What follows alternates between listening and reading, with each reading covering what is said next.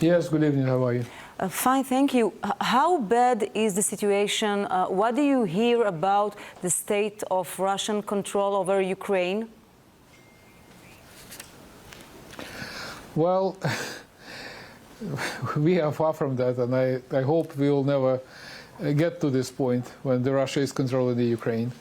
The situation is under control. The government is working under the state of war as usual, and the president is in his office at the moment.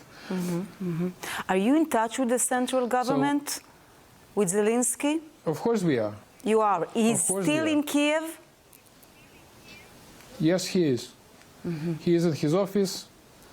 Yesterday was a big press conference, and today it was a few statements that he made, so everything is under control.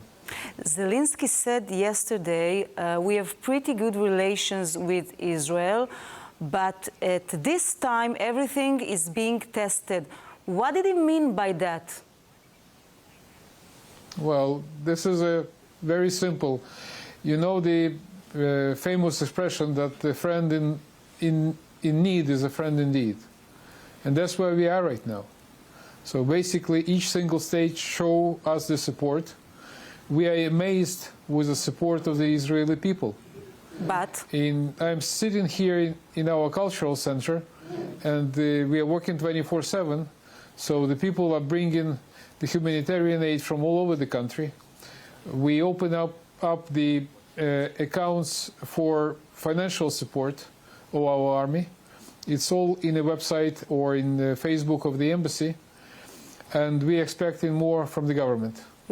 You passed harsh That's criticism. what Mr. Zelensky means. You passed harsh criticism this week and said you had higher expectations of the state of Israel. Listen, I am the modest ambassador in the small country of Israel, but this is rather the frustration of our leadership in Kiev. That's not me. I am doing what I can, and whatever happens will happen. But basically, we do approach the Israeli government with specific needs, and for some of them we received the support, and once again we are glad to say that we are currently receiving the 100 tons of the humanitarian aid. They are currently passing through the borders from Poland, and that's great. But not enough. In terms of the... But you think it's not enough? Yes, it's always not enough. It's not enough. Listen, for me, just let me tell you frankly, it's very difficult to be successful Ukrainian ambassador in Israel if your president is Jewish. So Ukraine is always expecting more than you probably could offer. And well, I do understand some limits. In Kiev, they don't want to understand the limits. And definitely we're asking for the security cooperation, for the military technical cooperation. We asked for the field hospital, and I hope that we will achieve the positive yeah, but Mr. Ambassador, we didn't hear about that yet. If you want Israeli mediation, then how do you want us to implement it? Well, the Israeli mediation didn't go well so far. But so you asked for it. That's true. That's true. We asked for it, and what we are asking for it is nothing new. We are asking it for the last 6 months, or even more. The first effort was made by the previous government. And we are glad that the current government supported it, and Prime Minister Bennett started talking to Mr. Putin about the mediation end of October in Sochi. But we haven't seen any practical solutions or the outcome of those mediation. That's why we are still, asking for the common position of the European countries and the United States as your strategic partner. But do you accept the Israeli claim that we have vested interest in Russia, for example, in Syria, and therefore cannot assist in the transfer of personal protection and weapons? But listen, can you kill with a personal protection? imagine, is it dangerous? That could save in the people's lives. And we are not talking necessarily about military.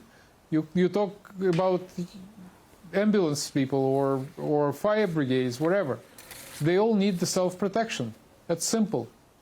Yes, but there are those in again, Israel who will say, Mr. Ambassador, when we are under attack, you are not fighting with us. Listen, I might be receptive for some of the issues because I'm here long enough.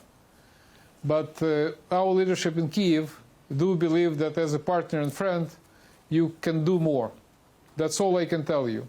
I want to ask you, this probably is not the time for historical accounts in the face of the tragedy, but you claimed that Israel must do more because the Ukrainians saved Jews in the Holocaust. The truth is that except for righteous among the nations, many of the Ukrainians turned Jews over the Nazis who murdered them.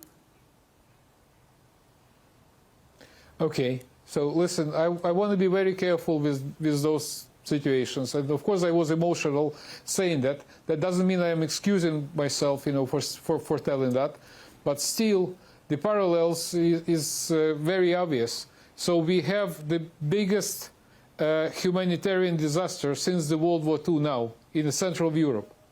And you please understand me correctly, that while we are alone fighting with a bear, with a creature much bigger than us, and you see that we are fighting very bravely, we deserve the support of the Israeli people and the government as much as they could do. And you see we are breaking those limits. We are going further and further. And you please, I don't want to apologize for what I've been doing, because we are working with the media, we are working with the general publics, we do support the manifestations and demonstrations all over the country. Yeah. We liaison with European embassies and the US. We do what we can in this situation. You please understand me. You will do the same. But do you think... Because it's a huge humanitarian disaster at the moment. Yeah, we know. Do you think that this will end with the Russian occupation of Ukraine? No. No? I don't think so. So? Our people stay strong, and they are not ready to surrender. You must be worried about your family. Are they here with you, or there maybe? No. Part of my family is still in Ukraine. Of course, I'm worried about them. You are afraid? And I'm worried about 40 million of the other Ukrainians. Mr. Ambassador, thank you very much for this interview. Thank you. Stay strong and stay with us, please.